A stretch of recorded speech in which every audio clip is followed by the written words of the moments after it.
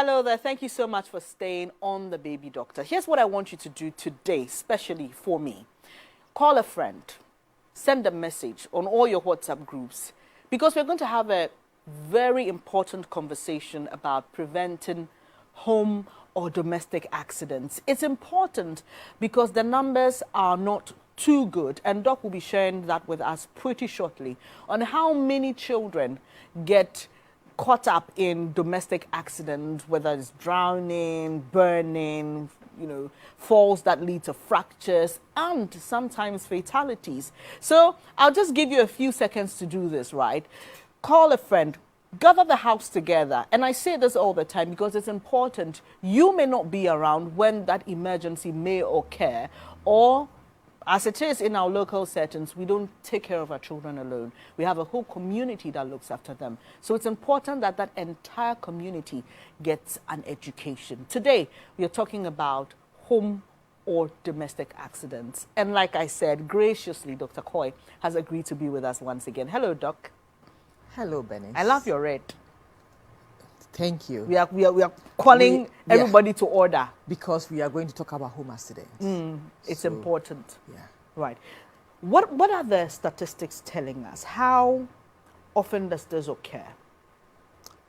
Interestingly, I think over the past decade, the proportion of patients with home accidents in the big hospitals are increasing. And I actually saw a study that was done in Kumasi in just 2021. And out of 1,000 children, about 593 had one home accident or another. And so we are looking at about more than 50% of children under 5 getting involved in one home accident or the other. And that is worrying. Why do I say it's worrying? Because it can cause death. And for every child that dies, there are so many other children who will suffer one home accident or the other and live with disabilities all the days of their lives.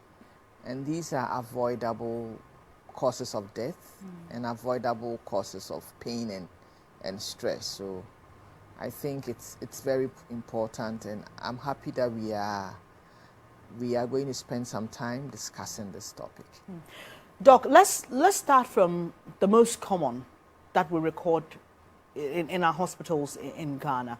And what are usually the scenarios that lead to them? Okay, so I think if I'm going by the studies around and ranking, the commonest are falls, children falling from heights. Okay, and that starts from when they are babies. So I think let me just go through the sequence of or the rate at which they occur, and then we can discuss them one after the other. So first on the list is falls, and then next on the list are cuts and lacerations. Lacerations are deep cuts that we need to sew, and then the small cuts are sometimes they go holding your knife the wrong way, or the favorite is our blade. They discover your blade, and I don't know what they think blade. So they hold it, and then there's a cut, yes, and then burns. I'm sure every one of us has one experience with burns, be it hot water that poured on the child, or a child that had soup poured on him, something with burns, or holding an electrical, gadget or something that burned, yes. And then also violence. So some children are caught up in one violent incident or the other, and they get hurt, be it through beating or being caught in a fight between parents or whatever. Yes, and then also we are looking at accidental poisoning. Poisoning is one of the common causes of very bad home accidents that lead to death, and then sometimes very bad disabilities. And then we are also talking about drowning. With our change in lifestyle and our tastes has also brought drowning to the fore, because now we are having a lot more swimming pools, or even sometimes it's the homemade ones that the basins or the inflatable pools, which is quite common nowadays. Which is now quite common. And then because we also want to conserve on the cost of water, we are in no hurry to to empty the pool as soon as we finish using it. So drowning is also one of the home accidents. And then also firearms. When you keep guns at home, it's one of the causes of an accident at home. The children always somehow find where it is.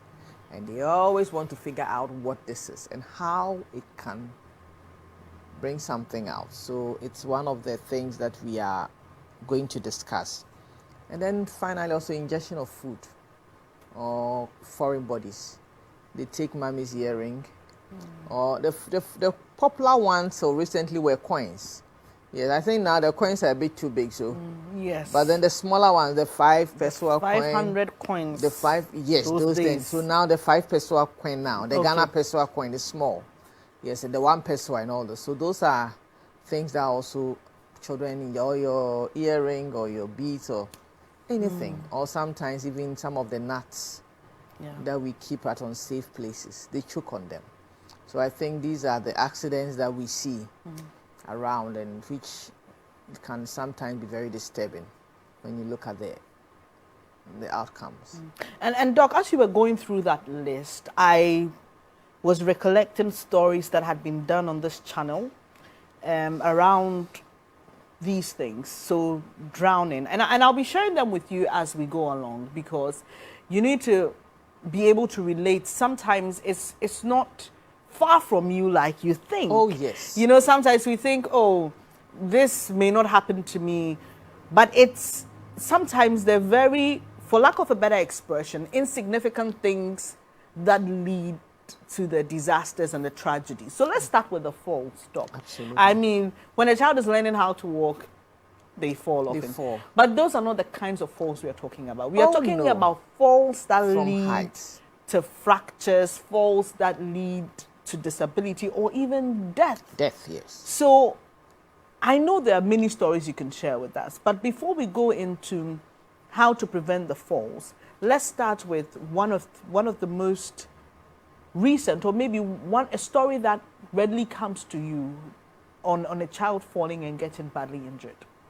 Okay, and so I think falls are one of my pet areas, because more often than not, parents in our bid to be overly protective end up also, or overly loving, end up putting our children in harm's way. And so then we will normally say accidents are common in children under 5, but for falls, my worst nightmare are babies. When the babies begin to crawl. And then sometimes, you know, we are sleeping with the child, and then we wake up first. And then we leave the child with some pillows around the child, but you forget that this child is crawling. So she can crawl over the pillow. And she's crying, looking for mommy. And so it's oblivious to the fact that he's on a bed, because children do not know about risk at that point. And so or sometimes a child wants to come to mommy, says, I'm changing my dress. So you put a child on the bed, running to pick a dress and come. By the time you come back, the child's head is on the floor. Okay? And so that is one of the nightmarish ones. And because they are coming looking for you, they come with their head first. And some of our beds are pretty high. Okay? And so it's one of the falls that I am quite worried about. And I must say, many people get lucky, but sometimes the mental torture you go through before you are reassured that all is fine, it's not worth the investment. So my advice to mothers, always keep that child on the floor.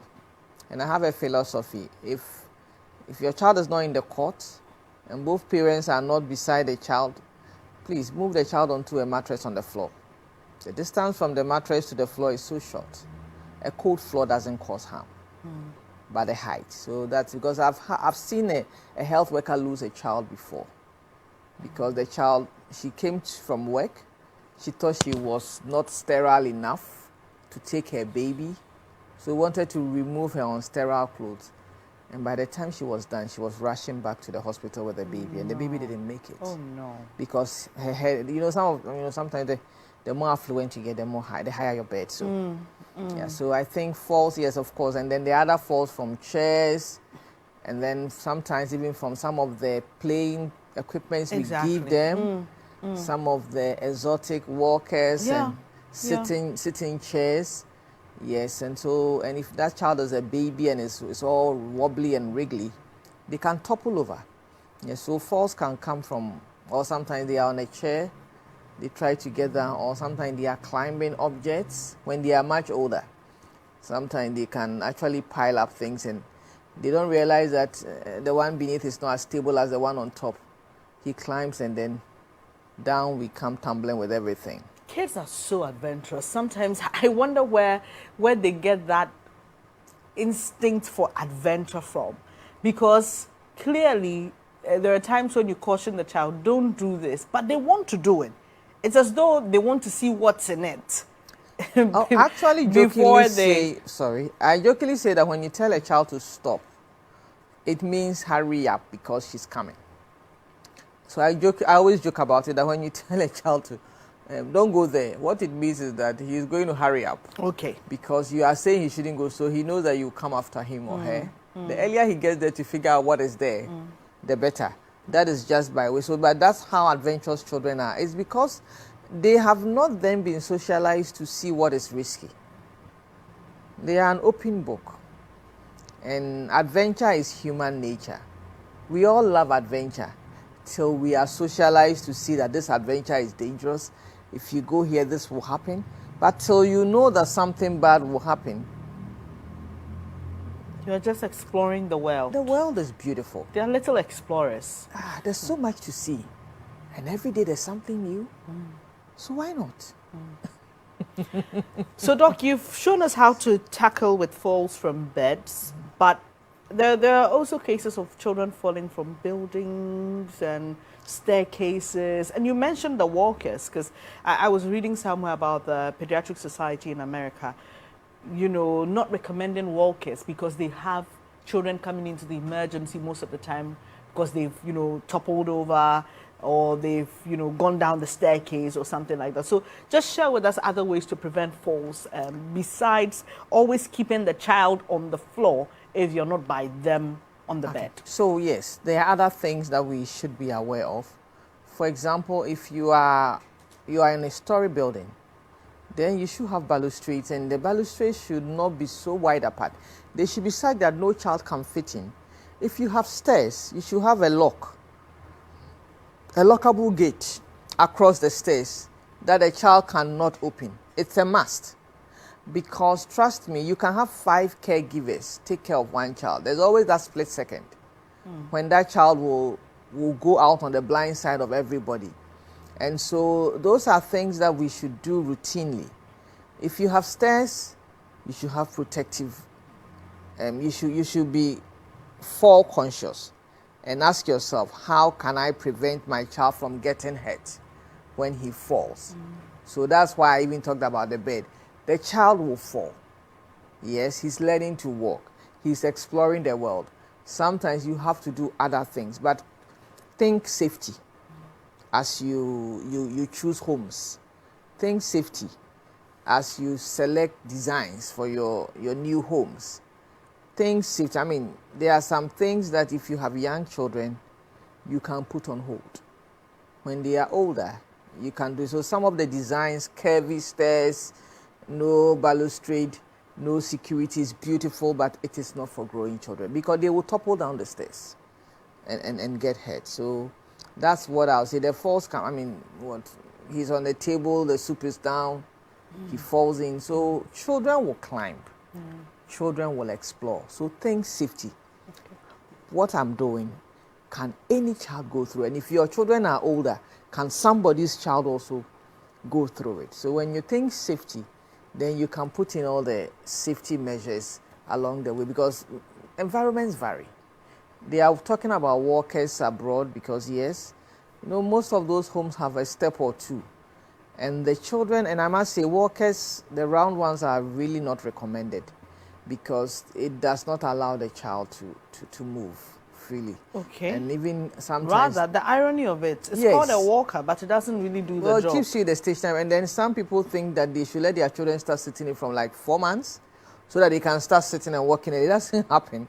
What you do, this child is sitting, hanging, and the feet are tiptoed. So with time, the tendon at the back, the Achilles tendon becomes very tight, and this child will not be able to. So when it's time to walk, she's standing tiptoe. She cannot put her feet on the floor. And that becomes a problem that the physiotherapist has to come in. And even sometimes they have to go to theater. So seriously, you buy a walker and go and pay for theater service. It's not. The child will walk with or without your walker. And so it is not a must-have for a child to walk. But if you have a push one, where the child is stable and with an adult supervision, that is fine. Okay. Because then he's already steady on the floor and he's just moving around. And it is whilst he's trying to explore, he practices walking. But the round one that keeps them stationary with all the dangle, ting tong all around them. Wheels, so when the child moves a little, it goes round. But the child is not doing anything by himself. The wheels are moving. Okay. Yes. And you know, it's all fancy and all noisy, and it doesn't do much to their mental, their brain development. Oh, wow. Yeah. Interesting. Yeah. Doc, so let's move to the next one. So we're talking about lacerations and cuts. And cuts, yes. And so you will have to be mindful where you put any object that can cut. So for example, if you have a blade and your closet is on the floor, it's a no-no. You should have a place where it's safe. And I always say you should have cupboards and cabinets or drawers where the child cannot open. And if you have drawers, you want to have child lock, so that the child cannot go and open your drawer and help him or herself to the content. And there I'll talk about choking as well, because if he goes and he doesn't pick your blade, he may see your earring. If he doesn't see your earring, he may see some other thing which is interesting, colorful. It's different. Yes. For the cats, they see you holding a knife all the time. They want to be adults. So when they see a knife, they are happy that, but they don't know that you hold a part of the knife, not another part. So they hold anywhere that their hands will touch, and then there is, and it can be very deep, because you know children have strong grip. So when he takes it, he grips because he's oblivious to the risk that it poses. Yes, and some of the cuts can be so deep that they have to go to theater and get it sutured, and it's unnecessary. It's unnecessary. Yeah. Right. It's a learning experience for us today as we open our eyes to the things that we think may not cause harm, but they do. So we've learned from Doc, keep the sharp objects out of their reach. And Doc, we have a habit here in Ghana of beating the children when they go for the things, because we think that they should know that it is an object that can hurt them. And I, on several occasions, have had to tell mothers and caregivers, it's not their fault, it's your fault. You should keep it out of their reach. That's the principle here, isn't it? Absolutely. I think it makes us feel better. And I think it's pretty much in our society and in our psyche, we always look for somebody else to blame. We are never responsible, are we? And so it's that child who will not sit at one place. There's no child that sits at one place unless the child has a medical problem. And so when you are angry that your child is not sitting at one, wait till he sits at one place for a day, and you will bring the child to hospital because you'll be worried. So children are born to be explorers. Under 5, they have no idea what risky looks like. With time, they get to know, because of course, I'm not saying give him kisses when he's going astray, but beating him unnecessarily brings accidents. Especially when he picked something that you as the caregiver should know that you should put away. Just take out it from the child's hand. Say, oh, Kweku, don't take this. This is not good. Maybe a little stern face for emphasis, because they read our facial expressions. Yes, and so if what he or she is doing is wrong, please don't, oh, kuchi, baby boy, laugh, laugh, laugh. You can say, don't do this again, boy. But then please don't be the child, because it's not a child's fault. It's not a child's fault. It's not a child's fault. So we are talking about preventing home and domestic accidents today. We've tackled the first common, which is falls, then lacerations and cuts. And like Doc said, cuts can go pretty deep and they could injure the child. And sometimes, Doc, you know, sometimes when the kid takes the item and he's running with it, it's a sharp, and then there's a fall. So is that the gravity of the injury, or the potential gravity, should, you know, make you want to keep your things away. And Doc, there's an interesting thing you mentioned about children stacking things. So you keep the knife or the sharp objects at this level, and they can put a stool there and go. So it should be the best form of protection in terms of putting them away, so that these adventures by these kids don't lead to accidents and emergencies. So we've decided to take the issues one after the other, go through them, and when Doc discusses and shares the examples of what she's experienced with us, then she gives you the tips on how to avoid a similar situation. So Doc, from cuts and lacerations, we go to what? Yeah, cuts is about a quarter of the cases, and burns. Burns is about 12-15% of home accidents, yes. And burns can be terrible. It ranges from a little burn of the finger or the little toe, or a little splash with a few sweet-looking swellings, blisters on the body that you just put some Vaseline on it, and by the following day, the blister burst, is raw, 3 days is gone. And then sometimes it can be terrible. Having a whole limb in a hot water, or water pouring on the child, or a child sitting in hot water or hot soup, or sometimes a child going slips and falls and the whole pot pours on the whole body. And so we see all sorts of burn injuries.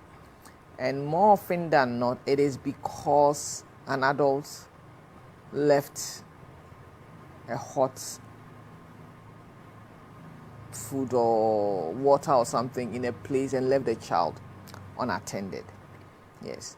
I always say when you are taking water to go and bath a child, please don't put it in an open container and expect the child not to run and come and give you a hug. Because the child may be coming because he's happy to see you, totally oblivious to the fact that you are carrying something dangerous. And so we should just be mindful. And what stops you from diluting the water a bit before you transport it from the kitchen to the bathroom? Okay. And what stops you from having cold water in the bucket before you turn on the hot tap? Because at the end of the day, you are trying to get lukewarm water. It can start from warm to cold to lukewarm, or it can start from cold to lukewarm. The end point is lukewarm. And so look for a safer starting point, okay? And then we also notice that the accidents tend to happen in places where everything is enclosed. So your kitchen, you are in a beautiful kitchen, you have your counter, but you leave the hot object at the tip and the child is stretching and then he pulls whatever down. But if it's possible, don't cook at a place where the children are all over the place. Okay. If you have an opportunity to cook outside and it's safe, you can do that when the children are indoors. And you don't leave a child unattended in the kitchen or at your cooking place, because he's likely to explore. Even the fire is attractive. It's colorful. Yeah. You see blue, you see yellow, orange. You see orange. I mean, like, What's that? What's that? This world doesn't have and they are moving, you know, they are not even steady. The flames and the wind blows.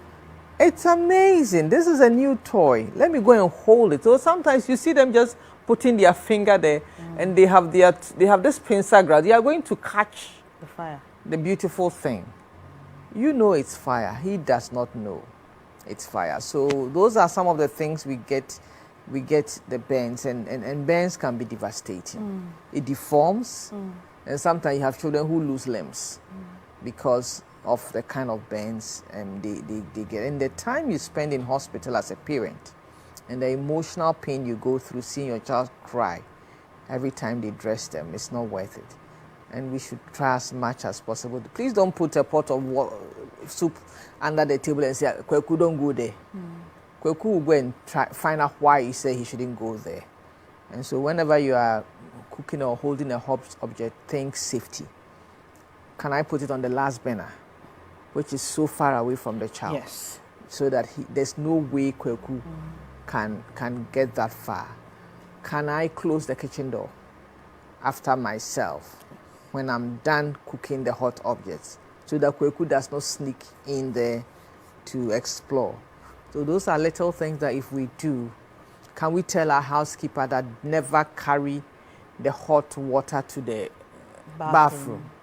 If anything at all, bring the lukewarm water and then pour the hot water in it. Yes.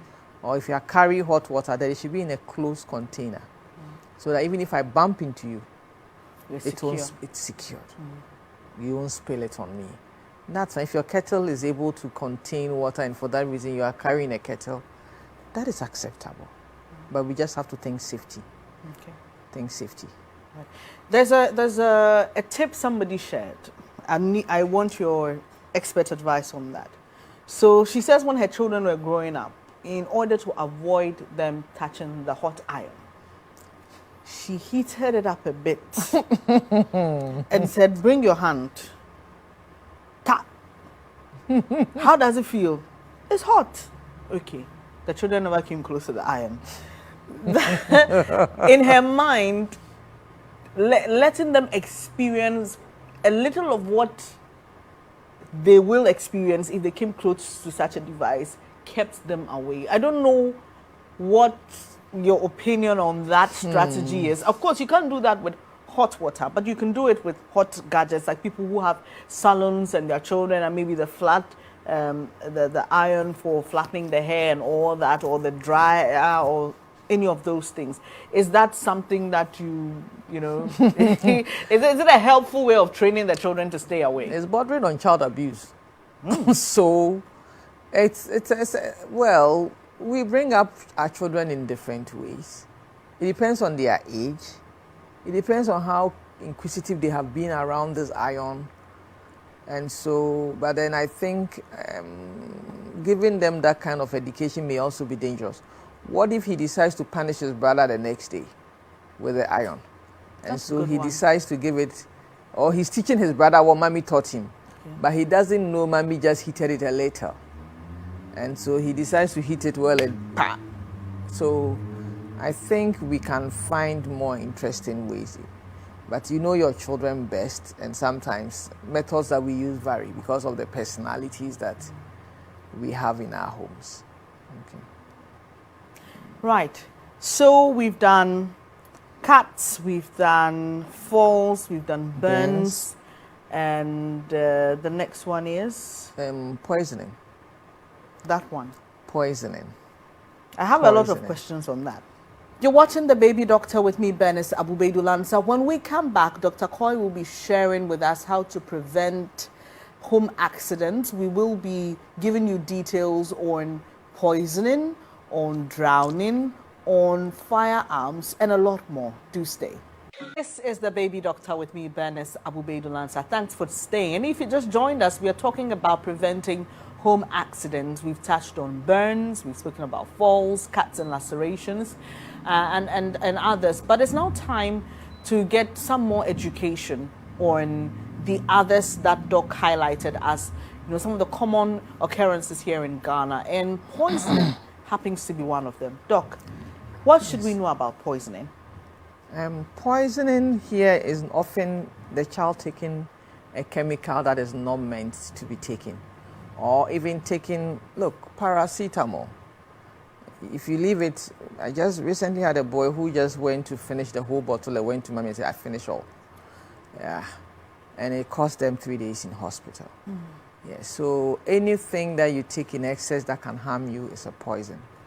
And the problem we have is we store everything in the same bottle of water bottles that we drink from. And I don't know what is about our drinking bottles and children. They are fascinated by it. There are children who will not drink from even their own cup. They want to drink from that water bottle. That probably is what we introduce them to, so they're used to it. They see us drinking them all the time. And every child has the adults in their home as their role models. So they want to drink. So if you are keeping your kerosene, you are keeping your rat poison, you are keeping your thinner, or whatever in this same bottle, because when you go to the shops and they are selling, or in the market, they also put them in the same bottles. One of the culprits, the caustic soda. Yes, that one. They put all in the same plastic bottles. And then another problem: all these bottles do not have child lock, and so it's easy for every child to open it. And when he opens it, then many of these things are also very plain, clear, transparent like water. So sometimes they think they are drinking water till they taste it. Okay, and then they realize that it is not water. If it burns the mouth, then he's likely not to take too much. But some children will have taken a big gulp before they realize that it's burning or it's poisonous. So please, the rule is that don't put poisons or any dangerous chemical in a bottle that looks like the water bottle, because then the child thinks he's getting water. 2, get the medicines that children love. So, most of their medicines are sweetened. So paracetamol can be very sweet, depending on which brand you buy, the multivitamin, whatever. So if it's so sweet, then he wants more. And if it's not in a child-friendly lock, then he's going to it's likely he will be able to open it and serve. And he doesn't know it's 5 meals at a time. So he can take 200 meals at a time. And that is a problem. So if you have these medications, they cannot be in the drawers below. They have to be up. And I always say, not just in the top locker. The locker should have a child lock. That's what we don't do well in Ghana. Oh, I put it up there. I don't know how he got there. There's a chair. He stood on the chair. But if he stood on the chair and he got there, he could not open the door. He will have to come down. There will be no issue. So we also, yes, we try and put them up. But we have to acquire the habit of locking and taking the key off. If you don't have a child lock, lock it with a regular lock and keep the key far away from the cabinet so that there's no access. And Doc, thankfully nowadays we have some of these safety objects, even the edge of your tables. Sometimes they can be quite problematic for children who are learning to walk when they tip off and they hit the edge. So you have all these edge protectors, you have these locks. I've seen some that come in a complete set. I'm sure if you visit your regular baby shop and find out, you may find 1 or 2. So, which is true. And I totally agree with you that we must begin to be more conscious of child safety. Yes. Doc, we'll treat first aid in detail on another day, but because we're talking about poisoning, let me bring the palm oil story. The palm oil. I mean, growing up, I had heard it so many times, and if I had come into a situation like that, it would have been the first thing I would have gone for. You're told that if a child ingests any poisonous substance, and parazone happens to be one of the basic culprits, they tell you just give the child palm oil. I don't know where that came from, but is that something we should be doing? Please, no. See how I raise my voice? No. We cause more harm with the palm oil than the poison would have caused in the child without our intervention. And sometimes it's interesting to see the man or the pride with which we say it. The strongest and fastest person in the family coming, and everybody is smeared in palm oil. And you are wondering what is this? Because what we do is we try to induce vomiting. Please, when a child drinks poison, don't induce vomiting. Because when you induce vomiting, the parazones and the kerosene, then it goes, when he's vomiting, then sometimes they aspirate. They take in the poison into their lungs, and then we have a bigger problem. So when you drink kerosene on its own, you don't have difficulty in breathing. They only come with difficulty in breathing when we have induced vomiting and forced the kerosene into their lungs. And sometimes we'd kill them that way. Yes. And so when a child takes poison, some of the poisons will be neutralized with milk. He can have milk. If it cannot be neutralized with milk, just give him water. A lot of water, and move to the hospital. If he doesn't want to drink the water, please don't force the water down his throat. Move to the hospital. Because sometimes it has burnt the throat, so he will just take a sip, but he's in pain, so he doesn't want to drink. When you force the water down or you force him to bring the poison out, because that's our commitment. We should get it out of him. We should get it out of him. The hospitals have a better way of getting the poison out. So the earlier you get to the hospital, the better. But please don't induce vomiting. Never use palm oil, no matter what. There's no medicinal value in pushing palm oil down the throat of poor children. They are already traumatized enough, so don't add to their trauma with your home therapy. Milk you can give, water you can give. Anything short of that, please, it's not necessary. If you think he's in pain and you want to give paracetamol, you can actually do the suppository. Okay. So that you don't go and add to the problem up there. If he's ready to tolerate oral, fine, but if not, please, leave the child alone and take and then always carry the container or the reservoir with you. Because sometimes what is on the container is what informs the health worker what to do to give us an antidote. And look, this is, I mean, with the assumption that it is a well-labeled container, even because because like you mentioned earlier, some of these are stored in water bottles. They don't come with any information, no content information. But some of these things that are gotten from elsewhere, like those that are packaged outside this country, you clearly see even the warnings and all the detailed information you need on what to do, even if it goes into the child's eye, when to go to the doctor. But we have a big problem with packaging, like you mentioned. Yeah, so one, you know what is in the container. Two, carry it no matter what, because if you have no clue, at least it can be sent to the laboratory. Good. And the laboratory would inform the health workers what the active components are. So if they tell you this is acidic, you quickly know how to help this child. Good. If they tell you it's alkaline, you know what to do. So it is still important to carry the medication along, because if you don't know, we can't fault you for not knowing, but at least you should let us know what it is so that we can tell what it is and then know how best to help your child. Sometimes we even get the chemical poison out, but there's a better way of doing it, not this home palm oil method. That one, please, let's stop. Please, our mothers and our grandmothers, we've learned something Sometimes the fun part is they even wait and send for the palm oil, waste time to bring the palm oil, administer it before they set off to the hospital. What kind of time wasting is that? Every minute counts. And so for poison, that's the key lesson. Every minute counts. So please, the earlier you move, the better. The better for your child. Now we're moving on to the next one, which you are aware of. If you don't know somebody who has been a victim, you have heard of somebody's story. Quite recently, you heard of that popular Nigerian musician who lost his son due to drowning. And then again, Doc, when you hear stories like that, you always ask yourself, is it that we never learn? Because years back, his colleague musician lost a child that way.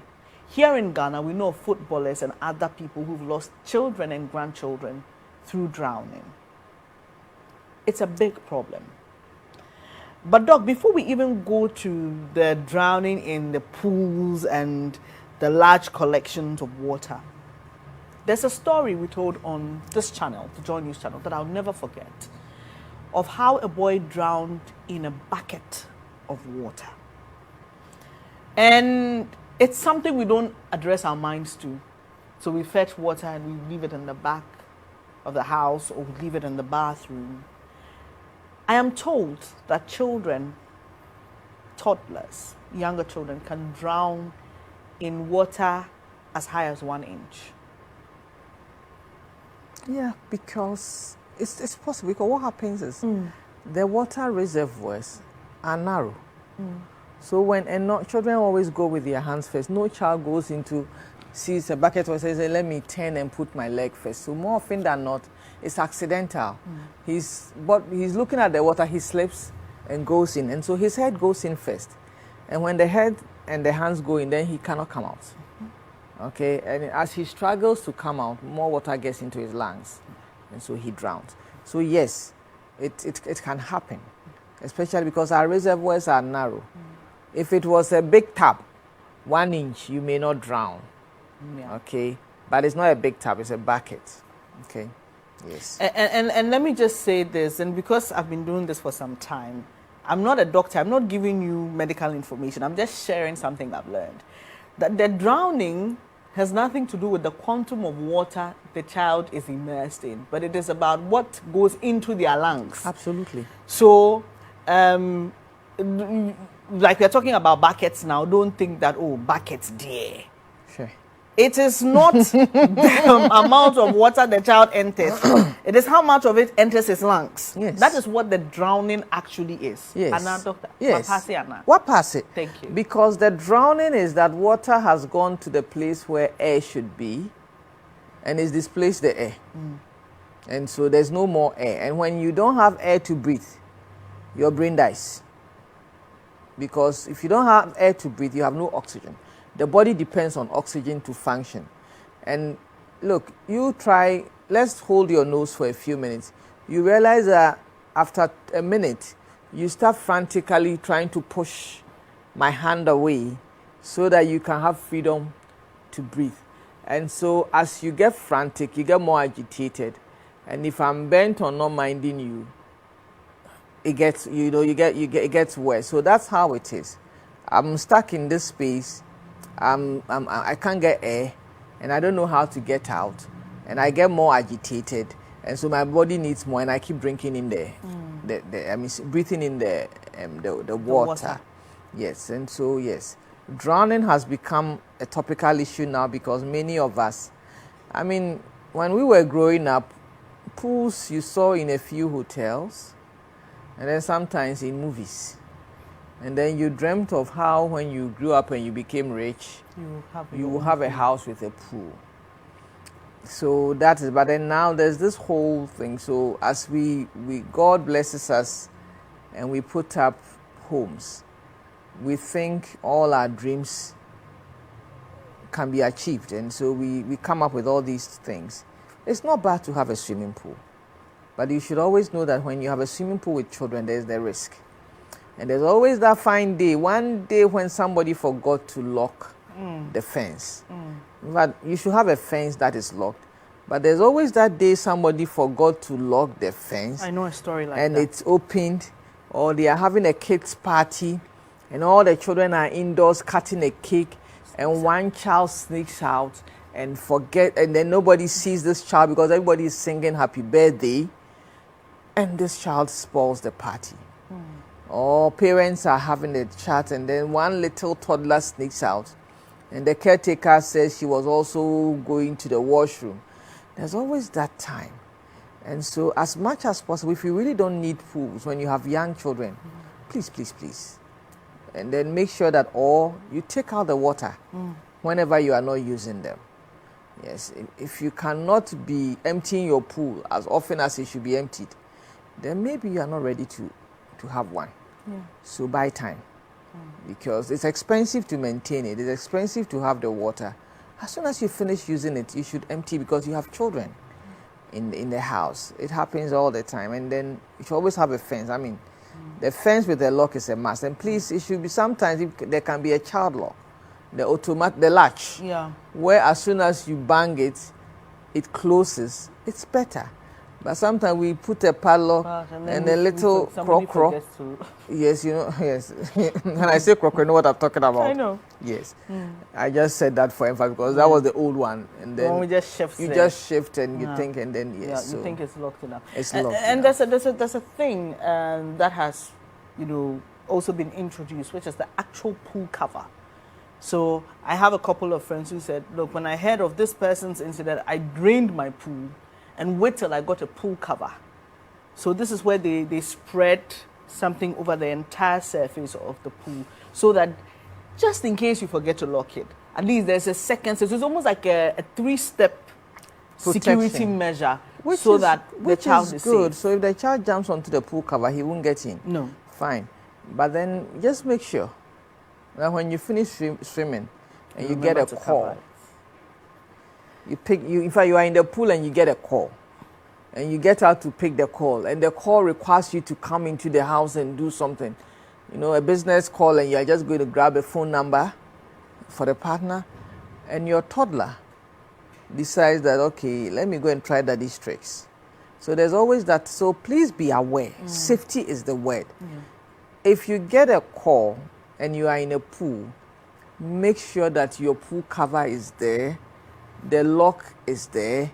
All the 3 layers have been started before you go, because it can happen. And then I must add that every parent, if you have a pool in your house, everybody should know how to swim. I was just about to ask that. So you train the children along. At least it could help them until somebody realizes that they are not there to be saved. Yeah. But Doc, we need to move to the next one quickly, which is the ingesting of foreign objects, and that we see that a lot. You spoke about the coins earlier, and sometimes these things lead to choking. Yeah. Like I said, we'll treat first aid on another day. We've already established the rules of keeping the objects away, but because we're having the discussion, just throw in just a few tips on how to deal with a child that is choking. Okay. So for choking children, it's an emergency. It's an emergency. So sometimes you can't say, I'm not carrying the choking child to the hospital. Yes, so you should know what to do. There are two methods. If it's a little child, we slap the back. There's a way of doing it. You will see pictures of it. You turn the child on his tummy, and then you slap the back. You slap between the ribs at the back, and then the foreign objects will come up. But if the child is older... When you say slap, or... When your child is choking, that's not when to tap. Slap. Because you want the body to vibrate and force the foreign object out. Okay? Because if you tap gently, the object may not come out. And I think if I hit hard and it comes out, I can console he's already traumatized from the choking, so he will even feel your hit, yes. I'm not saying fracture his ribs. Yeah. But it should be quite forceful. It should be forceful, yes. You use your palm, not your fingers, to hit the back, and then it will come out, as you will see in the picture. And then if they are older, you stand behind them, put your two hands under in the tummy, under the ribs. Okay. Yes. And then you push them towards you. So this way? Yes, you push them towards you. Okay. You push them towards you, and then the foreign body will just come out. And so it will come out with a force. Because as you push your hand up, you apply a lot of force to the abdomen. And so when you do that, then the pressure pushes because he was swallowing and he's choking. So, the airway and the eating gut are next door neighbors. In fact, there's a common area.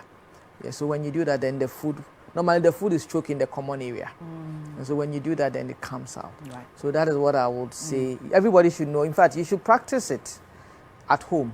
Now there are YouTube videos and things. Use the babies, the dolls. Chobi. You have your chobi, yes. Use your chobi, and when your child is older, use him or her to practice.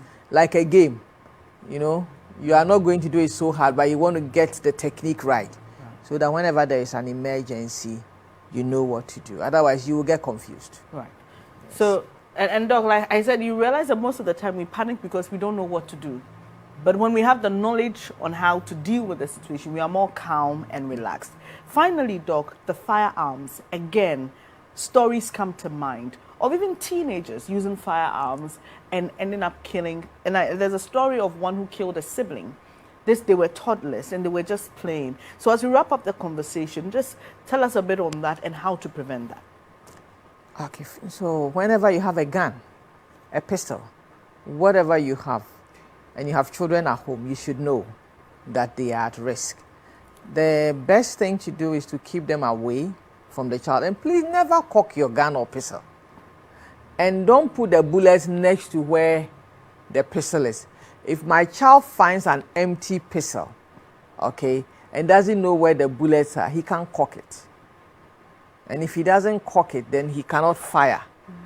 Because they always try and figure out what is happening. So please, if you want to keep firearms, I think you should get trained.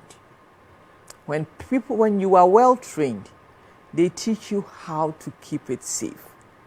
And then you go through, it's just like the swimming pool. It is not a status symbol. And sometimes you say, oh, it's for security. Look, even when the thieves come and you're under pressure, you forget how to fire. You may end up firing towards yourself. And so if you are not trained to keep firearms, don't be quick to acquire one because it may cost you a lot of pain. Thank you so much, Doc, for doing this. And like I said, this is a very important subject. If there's nothing you take away from this conversation, this is what you should remember. These are stuff you should not forget. always, always keep your child in your eye view, right? But because we are human beings and we cannot do that all the time, you want to be sure that all the safety measures are there. So like Doc has suggested to us, keep the sharp objects away. Always have a lock on the staircase. It's important. You need to invest in these things. And you know, it's better to invest in them than to invest in taking care of a child who may be left with a disability for the rest of their lives. So why don't you invest in that small gates that prevents them from going down the stairs? Why don't you invest in that security that prevents them from opening the kitchen cabinets on their own? Why don't you invest in that pool cover or that fence? It's better than allowing your child to drown or to hurt themselves. There are more tips for you. Do watch them. We'll be back. Thank you so much for joining us on this edition of The Baby Doctor. I am grateful that you make time to do so. And here's what I'd like for you to do. When we started, I asked you to call your friends and everybody, you know, because this is community learning is important for all of us. But you can get onto our Facebook page and share the link. Use it as status and let's get more people in this campaign of protecting our children and keeping them safe in our spaces. I'd like to say a very big thank you to Dr. Coy. Doc, thank you so much for joining us to do this. Thank you. Dr. Coy runs 2 hospitals, Coy Pediatrics in Community 6 in Tema and Community 25. You can find her with a simple Google search, Coy, C-O-Y Pediatrics. They're 24-hour facility. Walk in there, book an appointment, whatever it is, just see Dr. Coy. She's lovely. She loves the kids, eh? You will testify. Just pay her a visit and you say that I'm just not doing this because she's seated here. I'd also like to say a very big thank you to Azel Vogue for my beautiful dress. You can contact Azel Vogue on 0244155266, 0244155266, or get onto Instagram. You'll see the beautiful dresses for all occasions. Okay, so we've got casual, we've got official, we've got you know, for your weddings. Everything is covered at Azel Vogue. Thank you so much, Azel, for this beautiful dress. And Think Media is where we are bringing you this important program from. Think Media is a North Kaneshi. Contact Think Media for everything creative. They're a creative agency. They will plan your events. They will help you develop a communication strategy. Look, whatever it is you need when it comes to communication and creativity, Think Media are the experts. I am Bernice Abu-Baidoo Lansah, and what can I say to you? Thank you so much for joining me every day. We show this program. And until next time, it's goodbye. And don't forget to keep the children happy, because a happy child makes a happy home.